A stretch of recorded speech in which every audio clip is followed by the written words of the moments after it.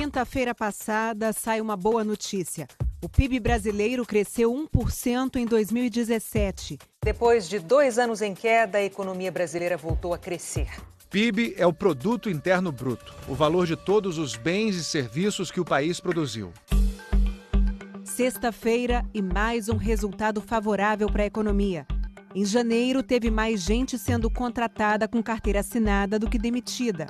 77.822 vagas foram abertas no Brasil. O emprego é decorrência direta do crescimento econômico.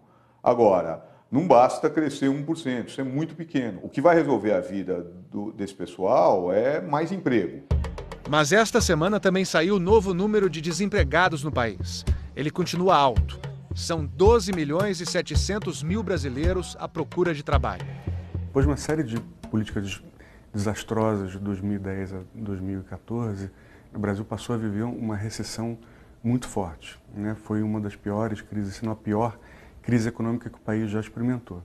As políticas que, segundo o economista, levaram à recessão foram no último ano do governo Lula e no primeiro governo Dilma Rousseff, ambos do PT, e culminaram no forte abalo econômico de 2014 a 2016. A gente realmente conseguiu criar acesso a bens de consumo, sobretudo bens de consumo duráveis, para uma parcela da população de uma maneira muito rápida. Isso não foi fictício. O problema é que não foi sustentado, né, ao longo do tempo, porque a gente não conseguiu fazer com que essas pessoas tivessem permanecido nos seus postos de trabalho. E quem que é a pessoa que é primeiro atingida, né, por uma crise como essa? Né? São pessoas mais jovens, pessoas com mais baixa escolaridade e com menos experiência no mercado de trabalho. O país entrou numa crise profunda, terrível, que machucou muita gente, sobretudo os mais pobres. A crise que o Brasil enfrentou foi tão forte que fez muita gente jovem nas grandes cidades cruzar uma triste linha, a linha da pobreza. Nossos repórteres acompanharam por 2 meses a rotina de famílias que acabaram perdendo muito. Só não perderam a vontade de lutar por uma vida melhor. Você vai ver na reportagem de Diego Zanqueta e Wellington Almeida. Estou desempregado há pouco mais. No meio de tanta gente que perdeu o emprego na última crise econômica, famílias que viram a vida desmoronar de repente. Estou à procura de um emprego do que vier. Eu tinha tudo, estava numa vida boa e do nada eu me vi no meio de noite, debaixo do sereno, numa praça. Foi aí que eu comecei a pedir esmola. Não tem para onde correr, não tem para onde ir. Os 2 anos e meio de crise econômica jogaram mais de 9 milhões de brasileiros para baixo da linha da pobreza. Isso quer dizer que no país existem pessoas vivendo com até R$ 387 por mês. 1 em cada 4 brasileiros enfrentava essa situação em 2016. No total, 52 milhões de homens, mulheres e crianças. Essa entrada na pobreza ocorreu por uma questão de aumento do desemprego, perda de renda, mas muito perda de emprego. O diagnóstico está no maior raio-x social do Brasil, a Pesquisa Nacional por Amostra de Domicílios do IBGE. O Instituto visita 211 mil domicílios do país a cada 3 meses, para traçar um retrato das condições de vida do brasileiro. E quem mais sofreu na última crise?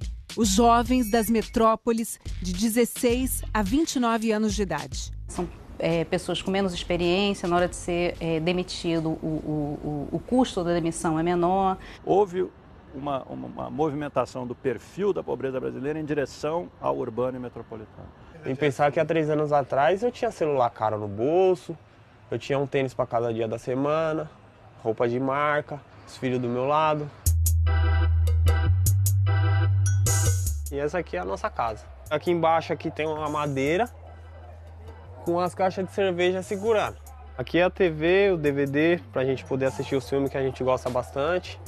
Essa garagem no Jardim Damasceno, extremo norte da cidade de São Paulo, é a casa do Jefferson e da Gláucia há 4 meses. A minha filha, ela já entende muita coisa. E ela me pergunta, mãe, você tá morando nessa garagem?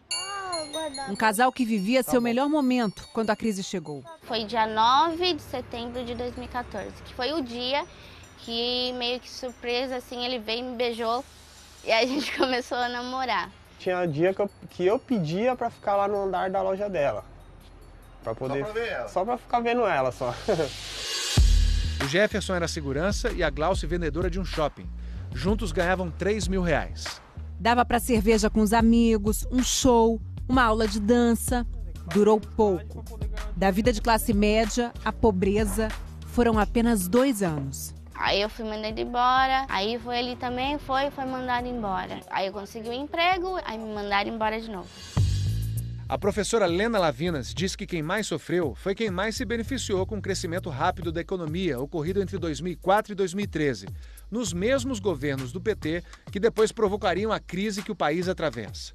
Mas com um porém. As pessoas que primeiro perderam o emprego foram aquelas justamente que mais se beneficiaram durante o período de crescimento recente que tivemos. Foi um crescimento de empregos de má qualidade. 80% deles até 2 salários mínimos. Depois de perder o emprego, Glauce e Jefferson tiveram que deixar a casa de 3 cômodos que alugavam por R$450. Não dava para pagar aluguel. A gente foi, vendeu a geladeira, o fogão e a máquina. Tiramos esse dinheiro, compramos alguma coisa pra gente comer.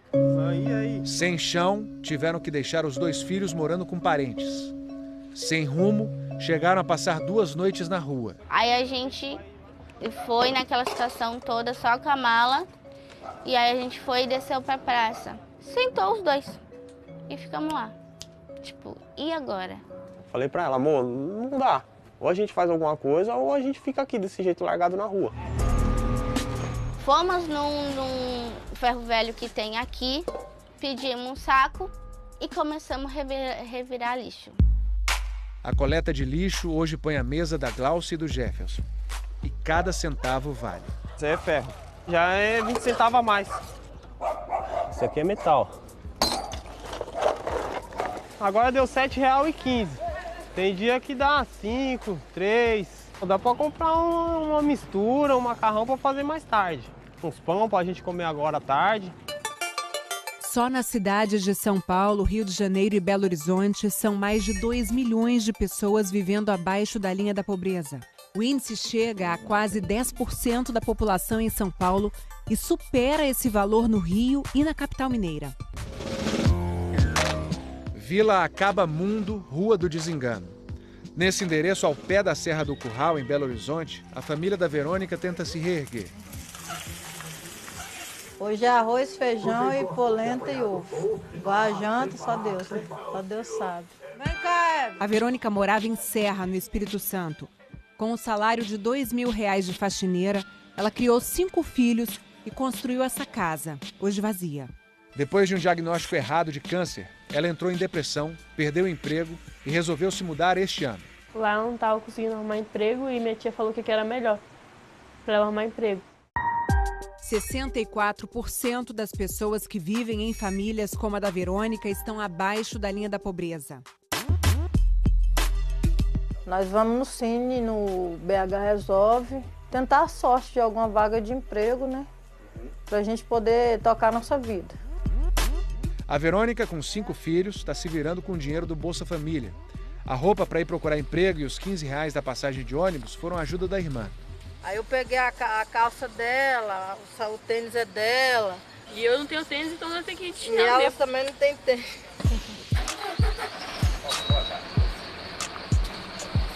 Se não fosse a ajuda dela, eu não conseguia nem ir, né? Nem sair daqui, ou senão eu ia a pé daqui lá no centro. Queria vaga de qualquer coisa, mas não tem hoje. Vamos esperar, a esperança é a última que morre. Quem também está na corrida por emprego é a Ariana e não tá fácil. Vaga para trabalho tá tendo? Não, ainda não, já foi preenchida a vaga. Eu entreguei aqui 25 currículos. De 25 currículos, só 1 me ligou. Ela e o Joivan moravam em Porto Seguro, na Bahia. Atraídos por uma promessa de emprego para ela, que não deu certo, eles vieram parar em São Paulo. A geladeira tá pura, né?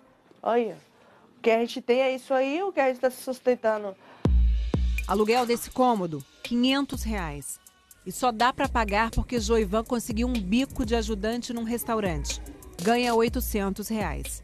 A pessoa pagando aluguel não consegue nada. Em São Paulo, 8% da população vive em casas em que o gasto com aluguel consome mais de 30% da renda, como é o caso do Joivan e da Ariana. O custo da terra no centro ele é alto. Morar no centro da cidade custa caro. Nós estamos agravando aquele fenômeno dos trabalhadores pobres. As pessoas vão trabalhar, vão se esforçar e vão continuar pobres. O Brasil não tem um critério único para separar pobres de não pobres. Cada programa do governo adota um valor. Existe uma linha da pobreza reconhecida internacionalmente, calculada pelo Banco Mundial e também considerada pelo IBGE.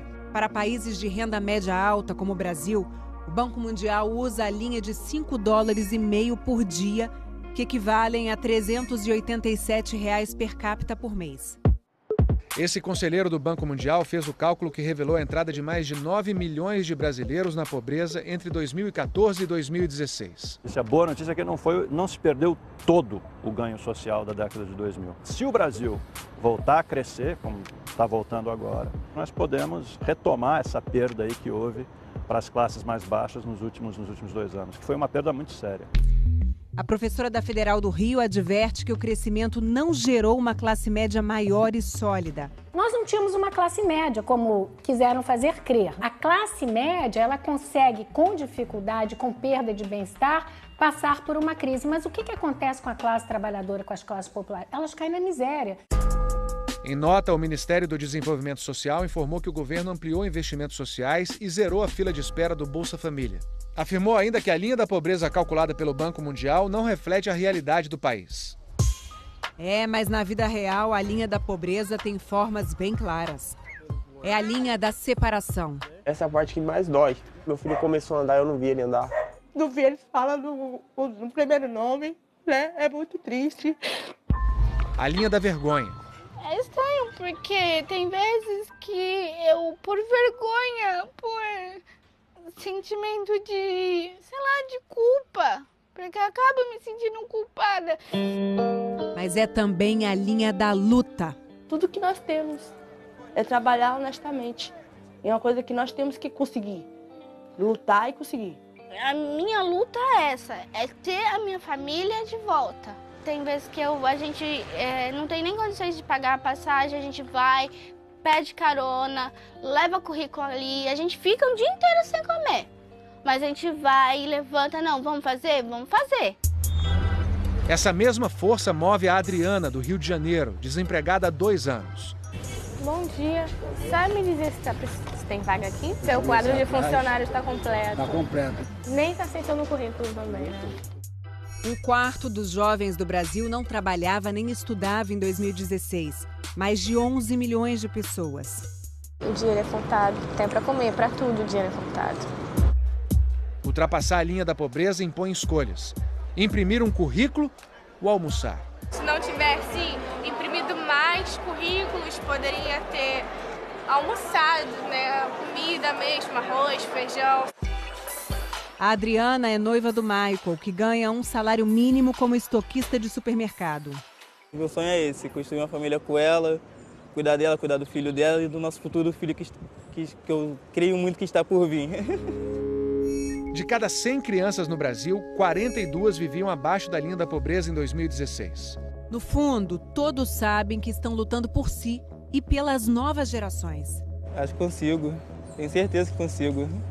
A vontade tanto de lutar, de trabalhar, de vencer, que eu passo por cima disso. É pensável que as pessoas caiam num grau de destituição tão agudo que elas só possam virar-se mulheres domésticas, faxineiras ou se homem catador de lixo? Essa é a sociedade brasileira? Não, nós não somos isso. Essa sociedade tem capital, tem competência, tem riqueza para a gente ter uma outra sociedade. Isso não é o Brasil. Uma coisa que não sai de mim é a esperança. É a esperança de amanhã ser melhor que hoje e assim